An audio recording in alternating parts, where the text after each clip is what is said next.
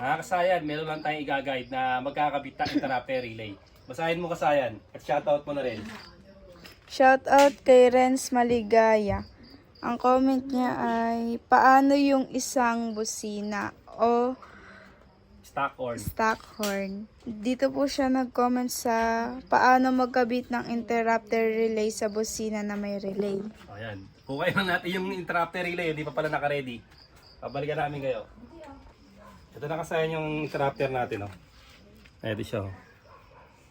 Yan.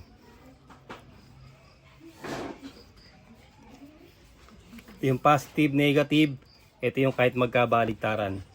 Meron naman siyang ano sa likod. May guide naman siya kung paano siya ilalagay. Na natin sa ano.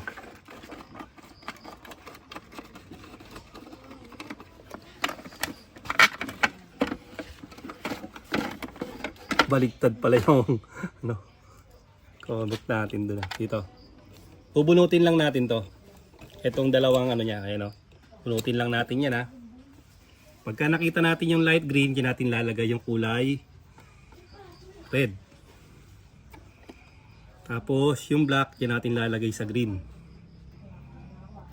Tapos tusok natin siya rito. Ito pala yung ano, baligtad pala yung ano ko ha.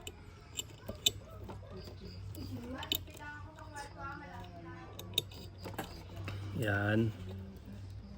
Tapos dito. Yan. Tapos ito, ayan natin, cable tie lang natin na hindi na makakapaglaro yung busina, na hindi siya mababangga. Para tutunog pa rin siya ng maayos. Kaya kasaya na, single horn lang o kahit yung mga horn na malalaki, okay lang diyan. Wala nakakapaglaro yan. Kasaya na.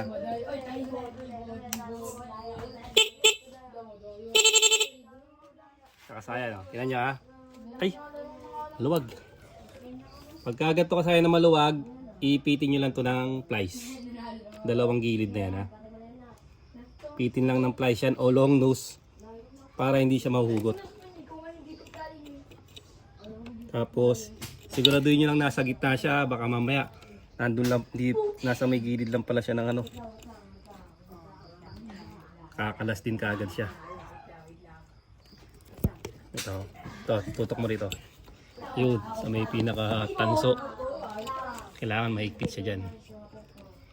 Yung dalawang dilaw pala sa busina. Yan. Tapos pag nagbusina tayo, siya ba? Kasama syempre yung kasama sa passing. Ngayon kasahin kung magkabaligtad, ito sa busina to, yung dalawang dilaw ha. Ito lang ang ganito mangyayari pag nagkabaligtad kayo ng lagay.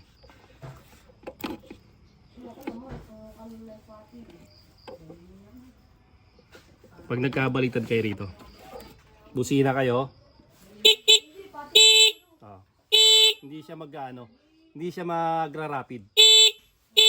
Ang gagawin nyo lang pagka nagkabit kayo ng interrupter relay, tapos hindi pa rin siya nag-rapid horn, baligtarin nyo lang to. Yung black sa green o negative, yung horn trigger, yung red. Ayan siya ba? Tapos pag ganito na yung ginawa nyo at nakakabit na ng maayos, hindi tumunog, ibig sabihin sira yung inyong ano, interrupter relay. Kasi marami ding palyadong ganitong interrupter relay. Siya, ganun lang kasayan, simple lang yung paglalagay ng interrupter relay. Tapos testing na agad natin yan. Tutok mo sa tornilyoan. Makakabit mo na to dyan. Oh.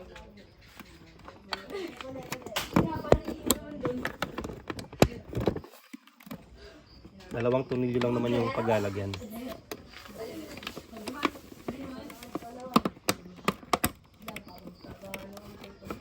Yan, okay na.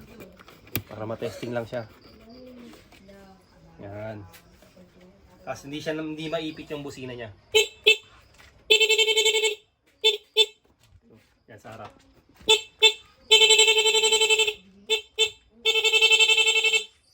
Tapos doon sa may ano, sa may pader. Ito ko sa pader para kita-kita nila yung passing. Okay, harap mo na kay Euro. Hanggang dito na lang mga kasayan. Salamat sa panonood.